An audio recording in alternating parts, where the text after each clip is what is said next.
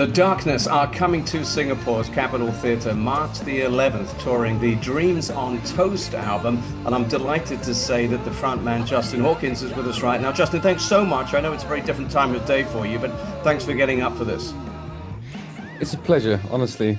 I'll do a workout straight after this, and then my day starts proper. Absolutely love that. So you're coming to Singapore. Now, there can't be much as a band that you haven't done in 25 years, but the Yeah. March 11th show here will be your first ever live show in Singapore. So Yeah. that's very cool. Now, is it a bucket list ticked or is it a quirky first? Good question. I think I've always been curious about Singapore because we've been there, just to go through the airport a few times on the way over to Australia. And it always seems like a really spectacularly well-appointed place. So I have been curious about what it's like in the country itself, and I've heard some stories about it. Okay. So I'd say it's somewhere between quirky first and bucket list ticked. Right. Okay. So you've heard a few stories. How are you in terms of your adaptability to heat externally and spicy food? Spicy food is somewhat of a no-no before a show Yeah. because I have to think about things like acid reflux affecting the upper range of my voice. Yep. Um, Heat, absolutely love it. I absolutely love it. I mean, look at me now. I'm wearing a scarf in bed. You know, Oh, you're going this to is love it. You're going to love the venue you're in. You're in a wonderful old theater as well, so it's going oh, to be that's very cool. much to your liking. Yeah, I love old theatres. Yeah, this is exactly the kind of show that I enjoy, to be honest. Now, That'd be fun. it's also your only tour on this particular tour cycle in Asia, and there'll be a Mm. lot of first timers, I would imagine, in the audience, which is quite Yeah, I something expect so. for you. When you play a first time show in a new territory like Singapore, rather than say an established market in front of very familiar fans, does Mhm. that does that make you in any way sort of, reevaluate who you are and what you do as a band and deliver on it rather than just doing what you always do? Well, I think that show's going to come at the end of a run in Australia and New Zealand. So by that point, we will have evolved what we were doing anyway, because I think a country like Australia is very big, so we're playing like cities that have, they have quite stark cultural differences anyway between like the various different places that we'll have been playing. So I think we'll have like a generic approach, but there's always a fluidity in the way we approach any gig because we read the room and we perform in a different way depending on how the audience is behaving, you know. Um, and there's a lot of stuff that I do that's improvised, especially in between the songs. Like I'll go off and do like a cover or I might have to educate myself about what covers will and won't have um you know potential to trigger an audience. I don't know if there's songs that are associated with certain political factions or whatever. I'll have to do Mm. some homework on that just to know what to avoid, really, because I have got into trouble with that sort of thing before in Scotland. It can Wow. happen anywhere, to be honest. I mean, a lot of people have So got into trouble in Scotland, to be fair, but yeah, I take your I'm point. one of those people. Yeah, but yeah, so I'll just do a little bit of homework and feel it out, really. But most of the time, it's just like if I feel like something's going to land, then I'll go for it. And we have a set list, but there is a certain amount of wiggle room in there for me to pull it in a different direction if it needs to go there. I suppose the other thing as well is humor and whether that travels as well, because I mean, Dreams on Toast, not a staple, I've got to say, that the Beans version here in Singapore, as far as I've known for the Right. 27 years or so that I've lived here. But the humor comes through in all the lyrics and everything that you do, as you say, in those lovely ad libs and what you do in ad hoc moments on stage. I guess you'll just find out. I know the promoter is going to be really good at briefing you on some Yeah. of the things you mentioned a moment ago. So I think That's you probably need to that's lean into that. in the olden days when we were on Atlantic Records, if we were going to enter a territory like Singapore for the first time, we would normally have somebody with us who would sort of guide us through what the etiquette might be Mm. in terms of, approaching audiences and also, the infrastructure around the gig, that if there's anything that we ought to bring as a gift, for example, that kind of stuff. Yeah.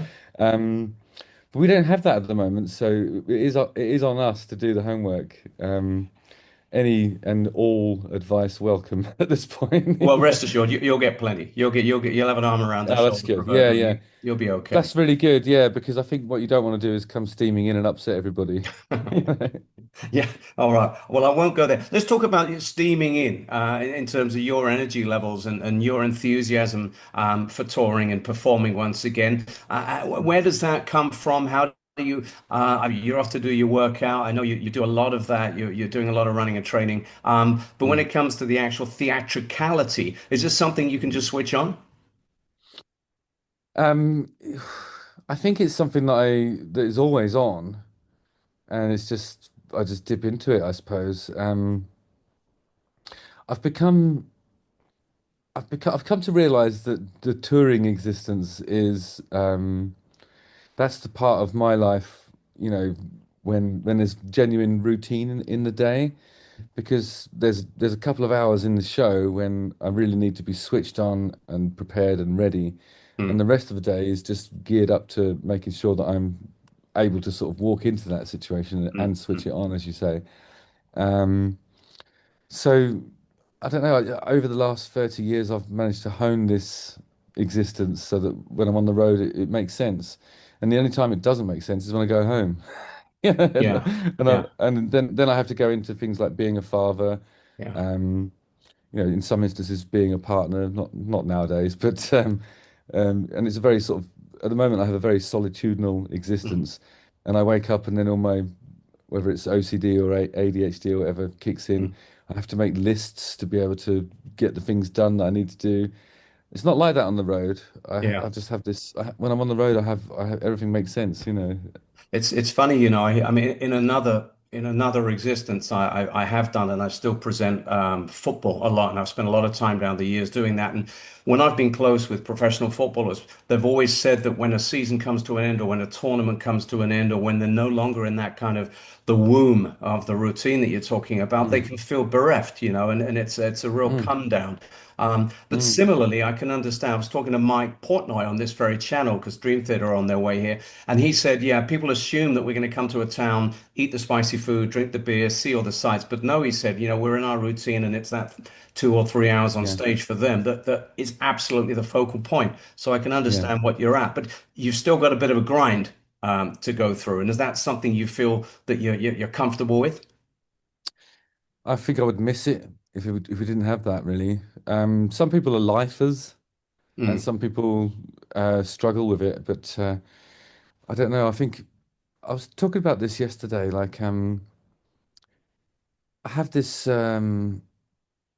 I've noticed in the last few years that I've become more and more productive. yeah, Um, my output is ridiculous.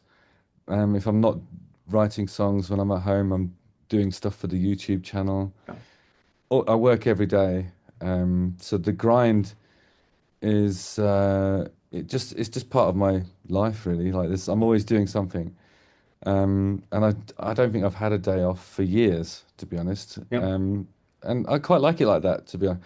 I you know I wouldn't know what to do. I mean, I think at Christmas time just now, we had a plan to go up to the mountains and snowboard every day, and that's the sort of thing that's great for me because you know, there's a lot of preparation involved. Yeah. You have to get there, you have to go up the mountain and all this sort of stuff. And it's a bit like being on tour, really, because then the hours that you spend on the piece, there's a lot of prep for it. But my daughter broke her arm on the first day. Oh, And then for the rest of the Christmas, we went home and she just had to sit in front of a television while her arm healed. mm, And I had to learn from her how to switch off and how to relax. You know, so even though, I'm obviously 38 years older than my daughter, she was teaching me how to chill. Yeah, I think we all get that. We all get that, and whether it's the Mm. gadgets or sort of more fundamental ways of living, fully hear what you're saying there. Just before we move on from the humor thing and what you do, because I don't want to let this one go. The world Yeah, seems to be a very serious place these days, and rock music is not immune from that either. Do you think more than ever yeah, it's the true. fact that you bring that humor and that irreverence to it? I mean, you're going to love being in Australia, I'd imagine, particularly with, some of the sort of AC/DC influences you have, because you're going to get slapped down if you take yourself too seriously down there. But is it Yeah, important it's that true. you do this? Um,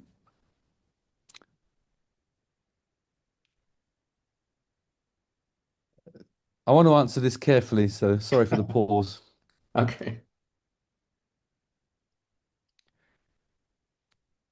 It's important not just because of the slapping down, or and I understand. It's funny because like when we first started this band, not taking ourselves seriously was the thing that got us slapped down a lot in the UK. Mm, Then you go somewhere like Australia, and it's just like it's not an issue. They appreciate the way we approach this stuff. It's like it is irreverent. There's obviously we have a love for it, but we don't have an unconditional irreverence for the old school way of doing things.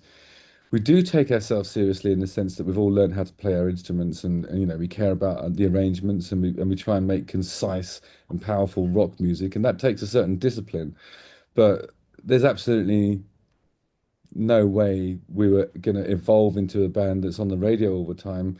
We're mm. always going to do what we do. That means that the sort of moment of international success that we had wasn't sustainable. I think a band like Coldplay, for example, and I'm not saying it just to have a go at Coldplay because obviously I know there's people that love them. But if you listen to the way their sound evolved, they started off quite spiky. You could hear the guitars, and there was something raw about the way they approached things, and it was exciting. I mean, but gradually the guitars have become less and less audible. They've to maintain their trajectory and stay at the top. They've turned into something that's sounds more like Chris Martin with a producer Yeah. than it does a band. But we'll always be a band, and when you're a band, the level of what I like to call arsing around. Mhm. Um, you have to maintain that because that's how you nurture those relationships, and that's how you carry on sort of being able to work with the same few people. You've got to have a laugh, and that Yeah. comes across in the music, I think. And that's the same for all of the great bands, like AC/DC, Yeah. Aerosmith, Queen. I mean, listen to all the humor in the Queen stuff. It's like, and they were consistent lineup throughout until obviously that wasn't possible anymore. And I think that's how we do it, really. It's like it's to do with the way we interact with each other more than it is fear of being slapped down, really. Because in some cultures, like the UK, for example, it's the reason why people didn't take us seriously.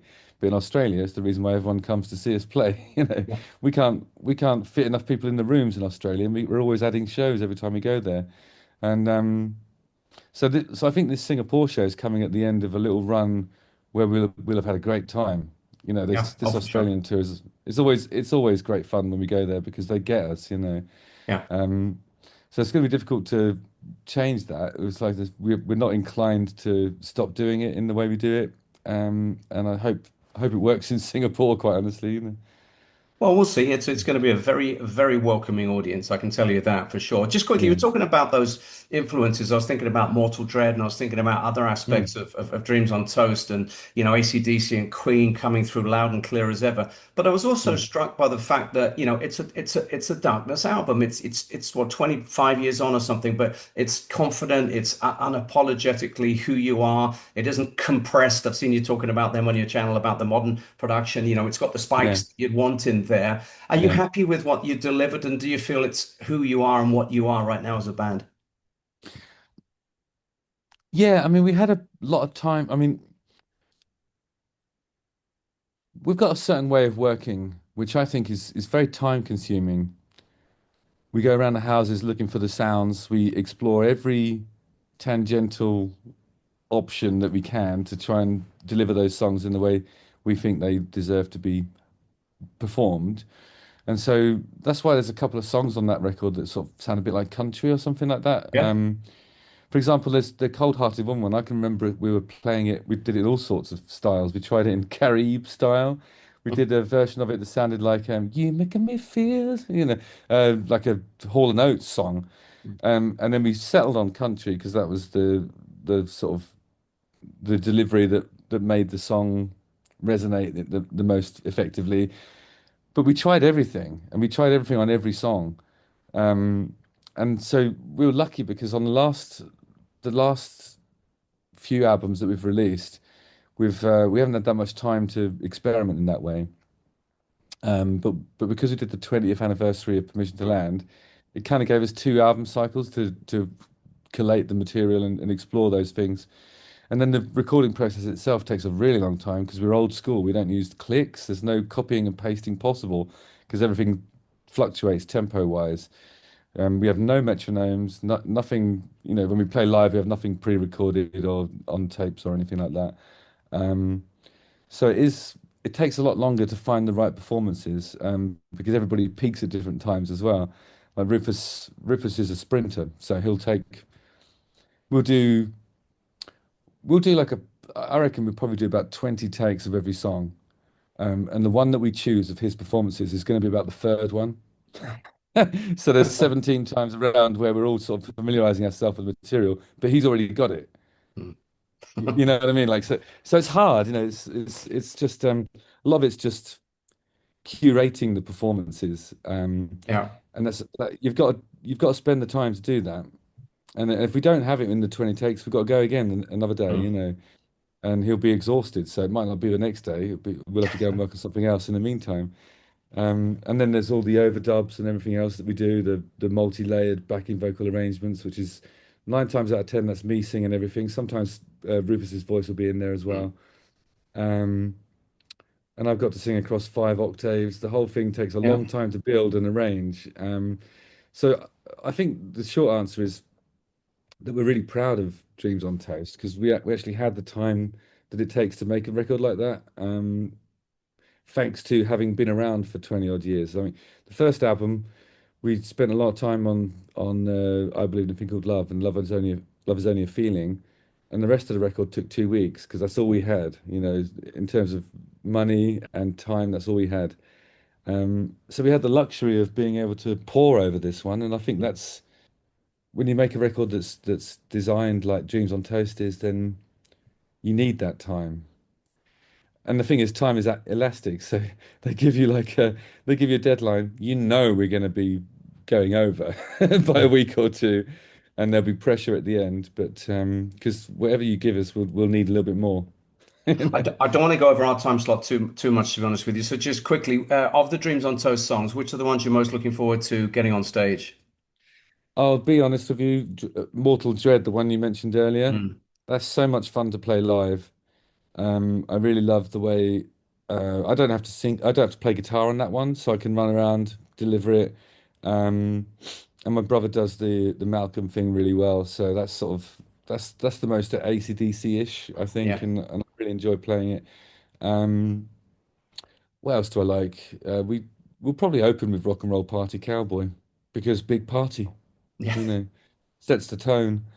And it's a good way to sort of ease my voice into the rigors of the evening's entertainment as well. Um, what else is good on there? Longest Kiss is always a great moment. Uh, I mean, what I like about this record, and we can go over a bit if you don't mind. I mean, Oh, sure. Yeah. um, what I like about this record is that on previous Darkness albums, we've adjusted the key to look for that part of my range where I'm really singing desperately at the top of my mid range or screeching at the top of my high range. And that's okay. I don't mind doing that. I've still got the same range I've always had, but I wanted this record to be different. And I asked the guys if we could not chase the key and just let me be a singer. Because if you've got 5 octaves, then the temptation is always to use the impressive high bits. But I wanted to sing songs as a singer and just allow me to sort of try and find different areas to exploit and use my singing voice in a different way, like to actually sing these songs and have to pull other things out of my toolbox to achieve it. So I'm really pleased that like songs like Longest Kiss, I'm not really screaming at any point during that, and but I'm still having to sort of put the work in a different way to emote, and I love doing that. You know, it's been really enjoyable to play these songs live. You know. Really looking forward to hearing them. Just quickly, from the point of view of those who are coming to the show here in Singapore, what else can they expect? Obviously, you're going to have those songs sitting alongside your staples, your classics, right? Yeah, there's a few songs from James on Toast. There's some from Motorheart, Easter is cancelled. When we play in the theatres, we can do the faster stuff. I think they get a bit lost if you play anything bigger than a theatre because the way the room Mm. just swamps you and it's difficult to uh, place anything that's breakneck speed when it's echoing back at you all the time. Um, but I think in a nice theatre we can do a lot of stuff. So, you know, there'll be a range of tempos explored across all of the albums that we've done. Um, all the favourites. Yeah, it'd just be like a best of set, I think. I don't know what else to tell you really. I Oh, think, oh, no, that's fine. I mean, well, they'll find out. I mean, I always yeah, get a bit upset when, when I'm going to a big show, a band I love, and there's a temptation to go and watch all the shows they've just played, and I try not to do it because you don't want to be, you kind of want to know, but you don't really want to know exactly what's coming your way. So I think that's a lovely Mm. little taster for everyone. Okay, All right. cool. Just quickly, we talked about overrunning. One of the nature of obviously the promotional thing is we always like to do those little quick fire questions occasionally if we can. So if you don't mind Yeah. playing a little couple of minutes of quick fire, first thing that comes to mind or quick. I know it's a little unfair on you because you'll always go back and think, oh, I could have said something different. But I'll throw a half dozen questions at you Don't and then worry, no see what we can regrets. do. Let's do it. All right, here we go then. So first one up, a song or album you've had on repeat recently. The eponymous Towns Van Zandt record. Ooh, love that. Okay. Your go-to pre-show ritual or superstition? Mm. Well, I don't have any superstitions, but pre-show ritual is I sort of hum into a tube that's called a Lax Fox tube, but it actually looks like just a pipe that might have come out of a dishwasher. Um, and it's a new way that I've in the last few years that I've been preparing my voice. So it's just a few minutes of that, and I'm ready to rock. I'm going to give you three answers on this if you want three. You can go for one, but it was the question actually is best concert, apart from one of your own, obviously, that you've ever Yeah. attended. Okay, three of those. Brown Hornet at South by Southwest in 2003. Never seen anything like it. Quite amazing, sort of.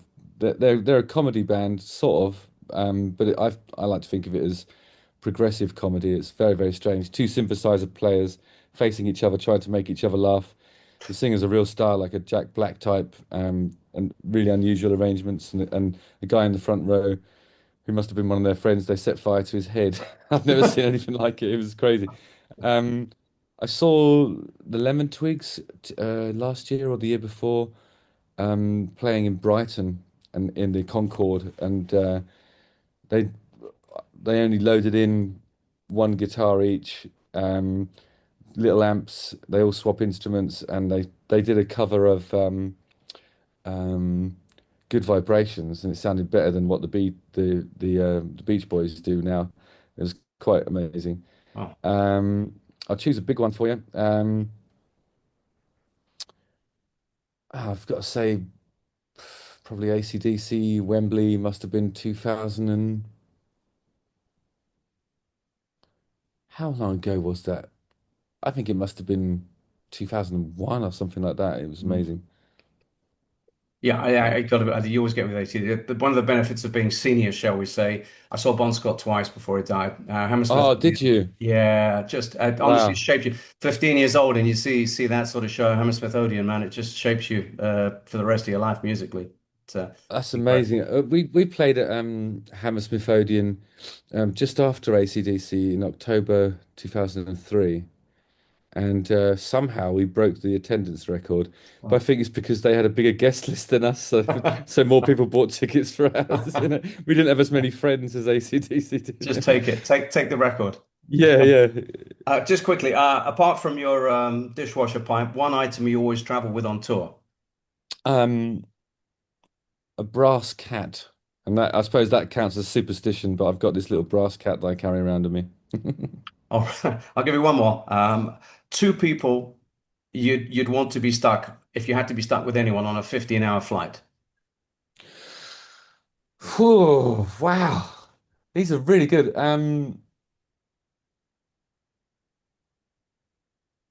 15-hour flight, stuck with two people. Um,